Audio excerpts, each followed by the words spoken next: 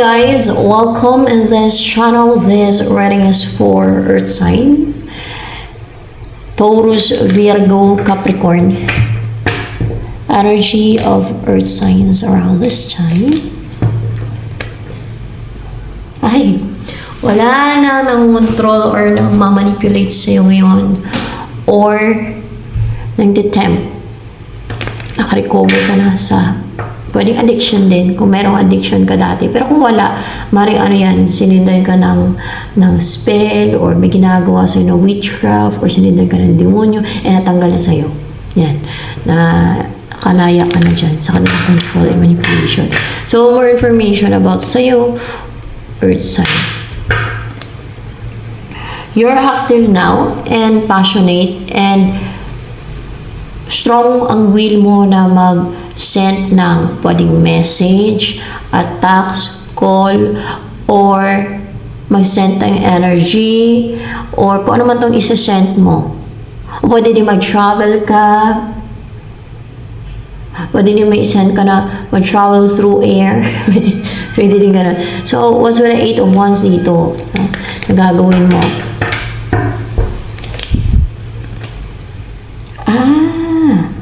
Six of Cups. So, meron kang isi-send, pwedeng message, or energy, or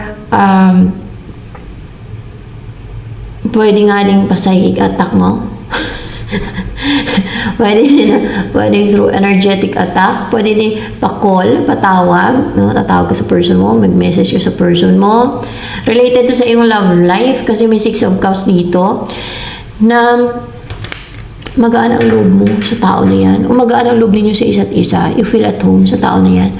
Or kaya i-send mo sa tao na yan ay para maging close na kayo. Magkalapit na kayong dalawa. Magkalapit yung loob ninyo. Or maging malapit na yung loob ninyo sa isa't isa. Para makagaanan ng loob nyo ang isa't isa. O para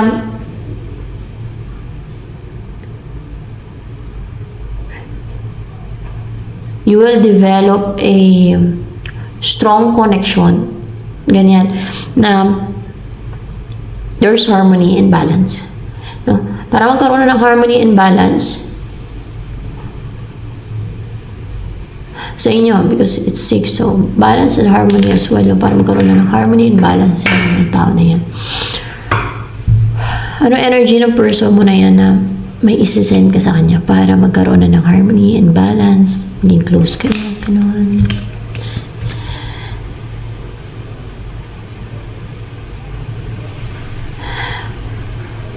Ang tao na to, wala siyang strength ngayon.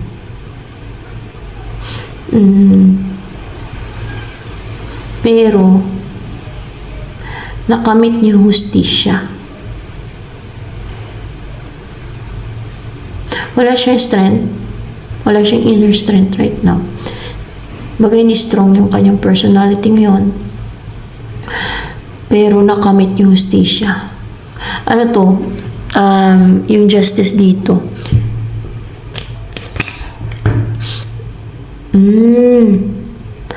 May nag-end, may na-destroy na gumawa sa kanya ng disito. Bakit walang strength or wala inner strength? Kasi may deceit. May gumagawa ng deceit sa kanya. May deceit sa kanya na ginawa ng iba. No? Pero parang there's lies, deception, manipulation, illusion sa kanyang isipan na yun ang na-manipulate or pwedeng na-control sa kanyang strength, inner strength, no? Sa kanyang thoughts or emotion, feelings. Kaya parang nawalan siya ng strength or inner strength, or wala siyang strength ngayon or inner strength, pero nakamit niya din yung hustisya, no? Nagkaroon ng hustisya. Or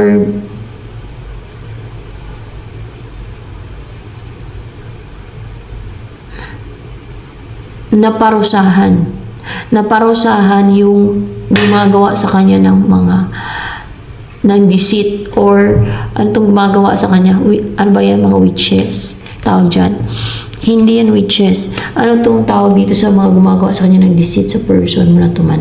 Ano kaya yan? Warlock. Ang tawag yung warlock. Warlock sila. Yung mga nagbabargain ng souls nila sa mga evil entities, yun ang mga warlocks. Pero may mga witches na nagbabargain ng kanilang kaluluwa, nagbenta, sanla, di ba? Pero yun yung kasi yung warlocks na yun. May babae, may lalaki yan.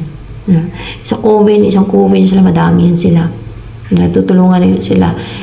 Pinagtutulungan nila yung isang tao. O kung ilan may pinagtutulungan nila. Mga ganun yan. Mga warlock.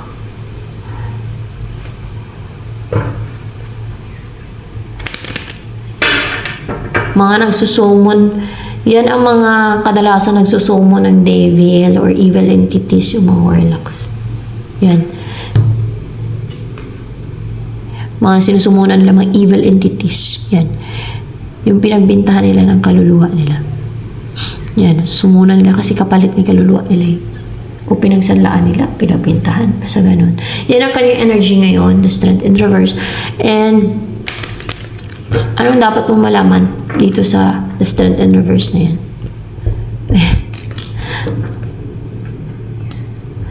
Ay, restricted siya. Ngayon, naka-restrict, nakabind, parang walang magawa pa. Sa situation niya kasi may deceit niya eh.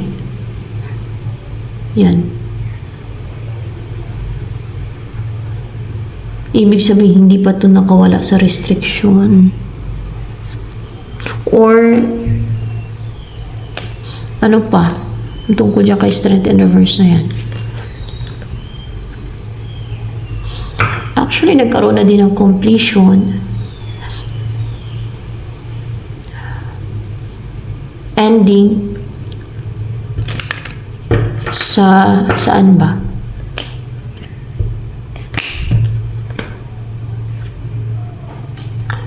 Related sa ano to guys? Sa yung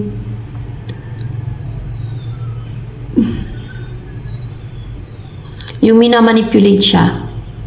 Nag-end na yun sa buhay niya ng yung naging unbalance siya. Yung hindi panatag, unbalance.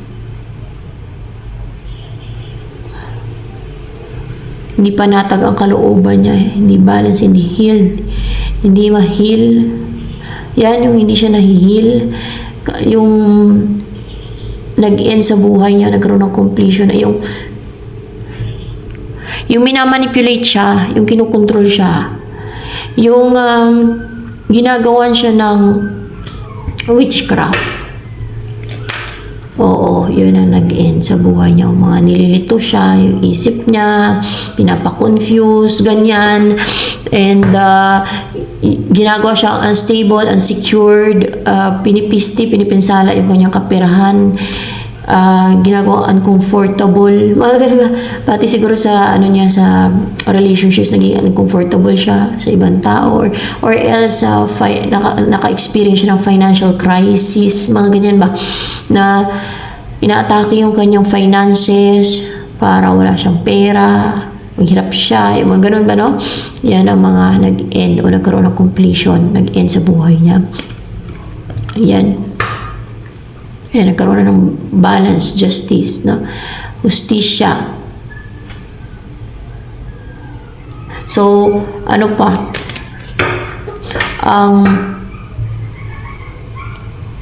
Ano bang reason ng mga gumagawa sa kanya ng witchcraft? Bakit nila pinipinsala itong person mo?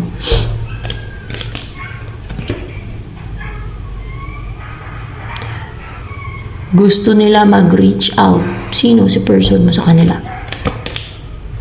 Ay! Gusto nila mag-reach out si person mo sa kanila. Kaya nila pinipinsala daw itong person mo.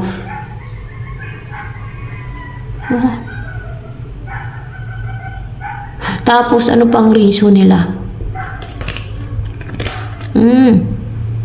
Pinapa-clouded. Kasi nga, stuck itong person mo. Paano hindi ma-stuck ay ginagawa nila ng witchcraft? Stuck. Pinapa-cloud din nila yung judgment, yung isipan, nililito nila yan. Di ba may paglit? Ayan o. Yan o. Yan o.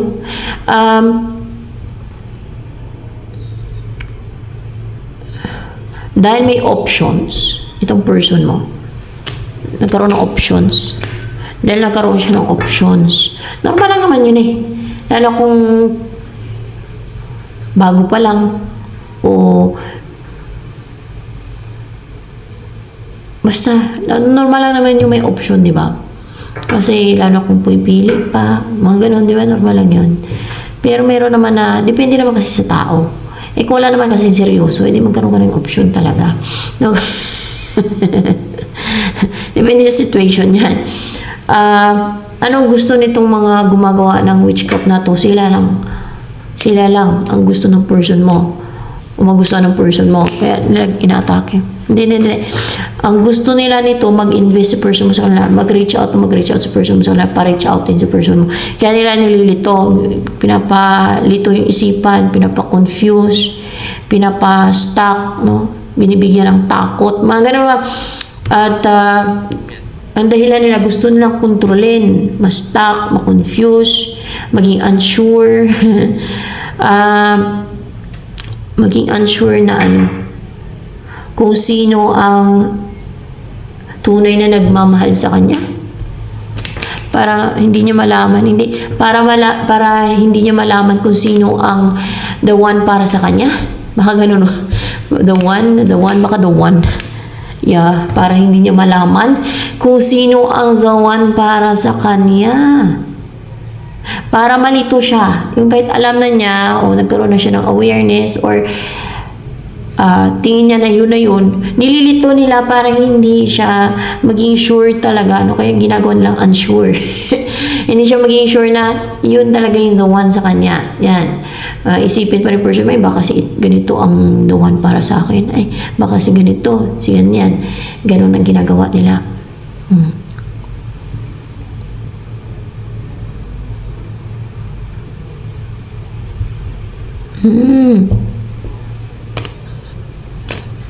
Ano yan, habang gumagawa sila ng witchcraft sa person mo na yun, tuwa sila. Tingnan natin kung tuwa. Tuwa sila. Para bang dinidestroy din nila at the same time si person mo kasi may the tower dito eh. Kasi syempre witchcraft yan. Nakapang-destroy yan, di ba? Pati kaperahan niya, no? Bakit pati yung kaperahan ng person mo, inaatake nila? Tingnan natin muna, kung inaatake ba nila yung kaperahan ng person mo? Oo, pati kaperahan ng person mo, inaatake nila. Stability niya, finances niya. Bakit gano'n? Inatake nila yung finances ng person mo.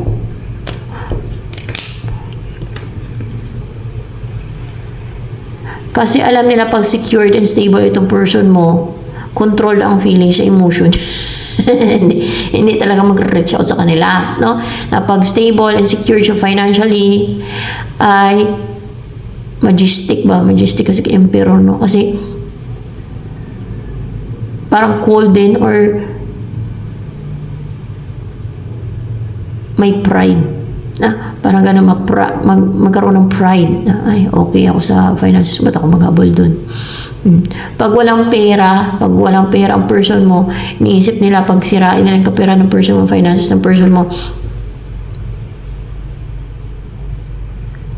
maghabol ang person mo sa kanila para magkapera. Na aasa ang person mo sa kanila para may magsuporta sa kanya. Hindi. Na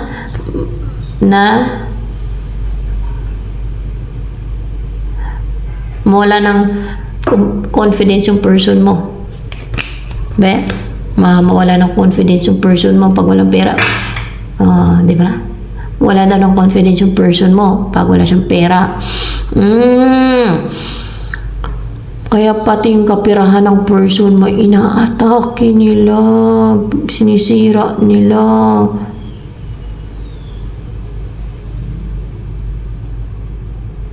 Bakit pati yung confidence? Gusto lang sirain. Para magpakumbaba sa kanila. Mag-reach out. Oo. para bumuo ng family siya. May para mag-reach out, para magkaroon ng union, bumuo ng family sila. Yan ang ginagawa nila. Ewan ko kung isa lang yan o dalawa yung gumagawa or ilan yan sila. Isa lang ba yung gumagawa dyan sa person mo na yan? Isa lang. Isa lang pala yan. Ginawa ko pang nila. Isa lang pala yan. Isa yan. O baka kung mayroon pang ibang gumagawa. Kasi pag mayroong gumagawa sa isang tao, makisaw-saw din yung iba, no? Kaya gusto din nila na, alam yung man challenge, patunayan ang kapangyarihan nila. Yung inaatake na yung isa ng witchcraft, atakein din nila, pagtulungan nila, no? Ganon sila. Kaya gusto nang patunayan na powerful daw sila. May mga ganon eh. Tama ba? May ganon. Yun ang na-notice ko eh. Oo, ganon yun sila. Yung sa kadiliman na yan. Yung mga alagad ng dilim. Ganyan yan sila. Para bang ang umiiral ay pagiging narcissistic nila ba? Yan. Hindi kagaya na sa side ng Diyos, yung biktima tutulungan nila, no? Dahil kawawa na, maawa. Yung sa side ng kadiliman, yung sa mga kampo ng kadiliman, o alagad ng dilim, pagtutulungan nila yan. Kaya the more na mahina yung tao, may mga na-atake. Pagtulungan nila lalo, no? Pagtulong-tulungan nila, ano yan sila, parang opportunity na yan sa kanila para mag-atake. Kaya mahina na, pagtulungan daw nila. Basta ganun sila. Ganun yung kanilang mindset. Mga ano yan sila, yun ang tunay ng mga salbahe, guys. Yun ang matunay ng mga evil. Parang mga hayop na so wild. Pero may compare ko na gano'n. Para bang walang mga sense of right and wrong. Parang hindi sila tao na mag-isip yung mga gano'n.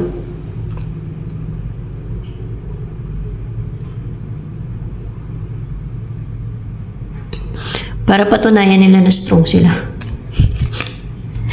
Hindi. Para, bakit nila pinagtulungan na pag alam naman ang atake sa isa, pagtulungan na sidatingan na lang yung iba. Parang ganun ba? Parang alam niyo sa wild, na pag merong prey na inatake ng kunwari leon, magsidatingan na naman yung mga ibang mga atake. Kaya gusto nila makikain din. Parang ganun ba? Na, ano yun? Parang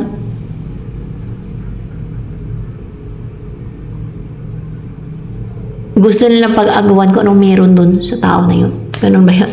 Gusto nilang pag-agawan to. So parang prey, parang pagkain, parang katulad ng sa wild nga, yung buhay ng mga hayop sa wild, lalo sa Africa, di ba? Pag may nahuli ng leon, magsidatingan ng iba kay gusto na makikain. So parang gano'n, no? Na gusto nila pag-agawan na, no? Yung ano kung meron sa tao na yun, gusto nilang pag-agawan na. Yung gano'n ay grabe, sa natulungan, no? Ay grabe talaga. Ano yun, mga evil talaga ng mga tao yung gano'n. Mga evil sila kasi wala silang awa, guys. Na hindi kagaya sa sa side ng Diyos na hindi evil. Pag mayroong kahit pagtulungan pa yan, makita nilang pinagtutulungan. Di ba tutulungan natin, no? Sa side ng Diyos, tutulungan natin yung victim, no? Para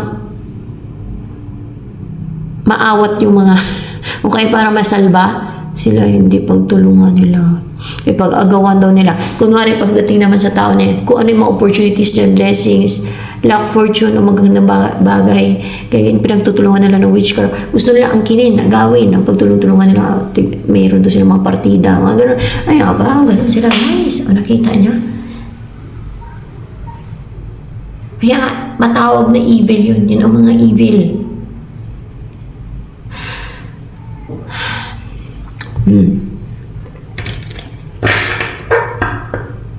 Kayo, ano kayo?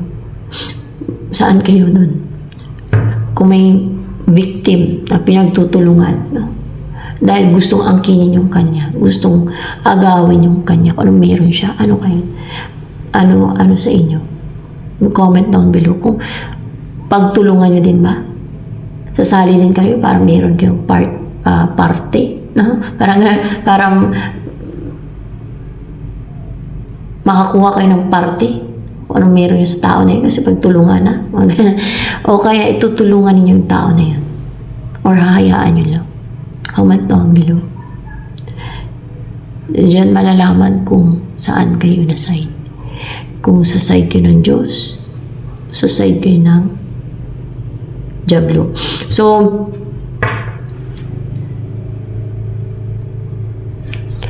let's see.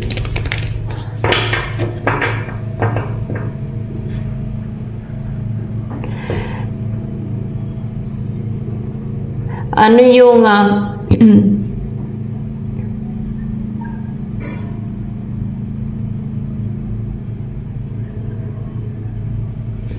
next na mangyari kaya sa inyo ng iyong person na yan? Possible lang. Ay, maganda guys. Ten of Wands. Ma-release na yung mga baggage, mga karga ba? Kinarga ng witchcraft, ganyan naman kadalasan mga nagkakarga. O pwedeng mga resentment or any karga, any baggage. Pwedeng responsibilities, pero kadalasan ito mga negativity, mga karga, mga sumpa, mga spells, mga yan, orasyon. Matanggal yung mga nagpabagal. Nagpabagal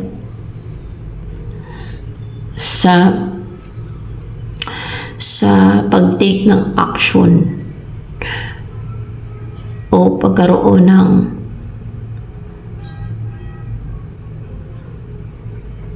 will ninyo to be together. Or yan ang nagpabagal kasi yung mga ano na yan, baggage niya, mga karga na yan na ma-unite kayo. Mga nagpapadelay yan. Mga nagbablock, nagpapadelay, pagpigil. Isa yan sa mga humadlang pumipigil. Example, yung kung kargahan kayo ng orasyon, ritual, na kunwari, ritualan kayo, yun na yung nakakarga, na unite sa inyo. Kunwari, ritualan kayo na matakot kayo na kontakin yung person nyo, maging cold kayo, iiwas kayo. Ganun, mga ganun. Kaya nagkakaroon ng delay. Hindi natutuloy yung gusto ninyo na kontakin yung person ninyo para umiiwas na tuloy kayo. Ayaw nyo na lang, ganun. Gusto nyo na lang na huwag na mag-take na action. Okay, nakaramdam kayo ng takot. Pag kontakin yung person nyo, kung gusto nyo kontakin o i-message yung person ninyo, hindi na natutuloy. Nalangan, nabablakan, na nag-iba yung isipan ninyo, naging cold kayo. Mga ganun ba? Ngayon, kasi ma-release na yung mga baggage na yan, magiging, ano na kayo nito magiging masaya.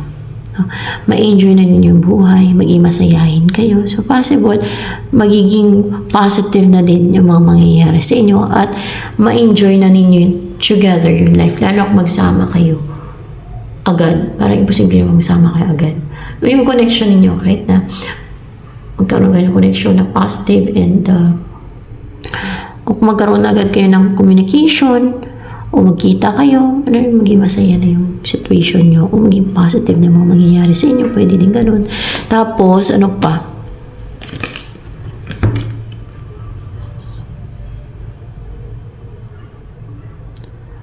Ay may maging brave and fire, full of fire and flexible. Ang focus ng nasa malayo, isa sa inyo or both of you. May will na kayo, gusto nyong puntahan ang isa't isa, o gusto mo siyang puntahan o gusto kanyang puntahan, kung sino matumunta travel sa inyo para makita yung isa. And hindi na pang-spy ang gagawin ko. Hindi na pang-spy o pang-monitor ang gagawin, pang-stalk, hindi na gano'n, kundi pag-interesado na mag-travel para ano,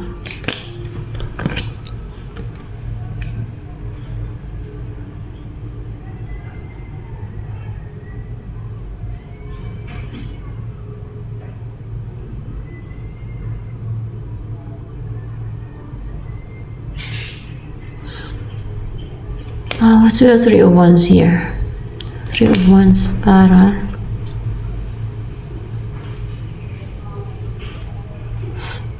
mapadelay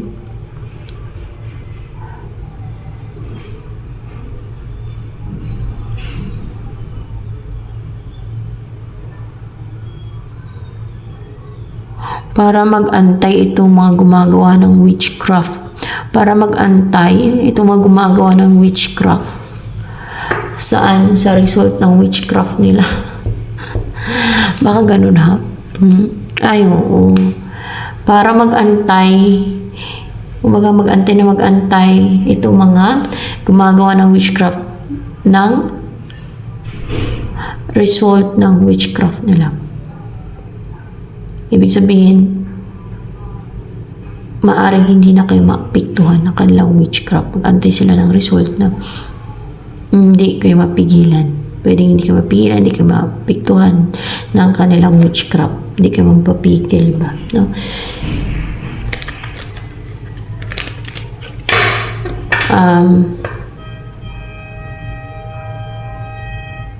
And then, pwede din yung mag-travel dito. Sino ba itong mag-travel? Ikaw. Ikaw. Mag-travel ka. Kasi meron kang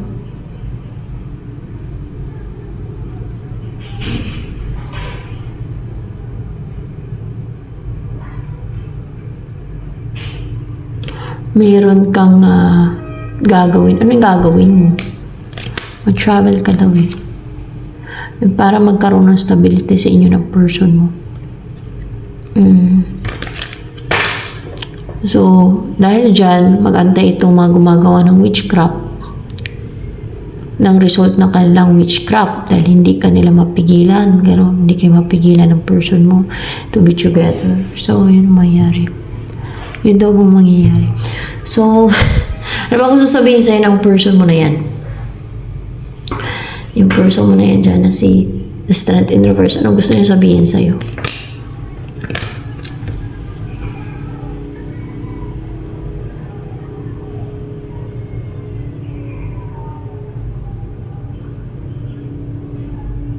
Huwag ka na maging defensive. Huwag ka matakot. Huwag kang makaramdam ng fear. Kasi yun ang dahilan kung bakit naging defensive yung isang tao. Nakaramdam ng fear, takot kasi mayroong nananakot.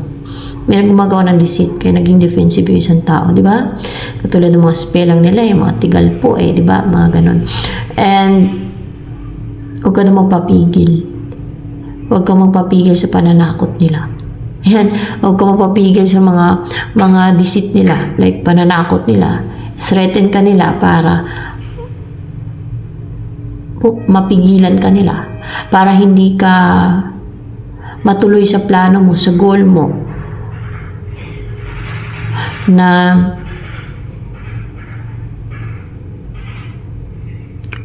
maging close ka ng person mo. Kung ano pa yung goal mo, ano pa yung goal mo pa.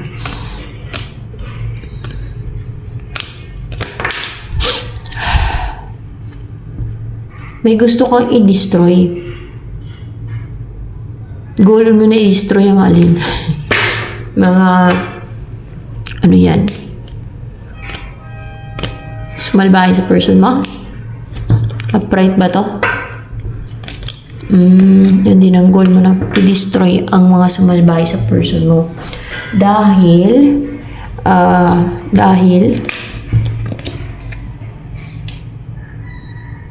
ginawa nila malungkot si person mo.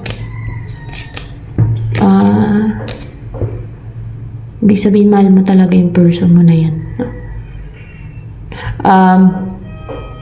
Pinalungkot nila, nagka-experience na uncontented siya sa buhay. Ganun naging buhay niya na hindi siya makontento kasi pati yung kaperahan sinira, pati yung nirestrict din siya. Madaming attack sa person mo, di ba lumabas kanina? Madami yung kanina. Tapos, ano pa ba yung kanina? Meron dito kanina eh. Talanggal ko natin iba. Pina-stuck, pina-unsure, pina-confuse. Yan. Gawang witchcraft talaga. Yung ginawa sa kanya. So, yan. So, ito na lamang for for ano to? Earth signs.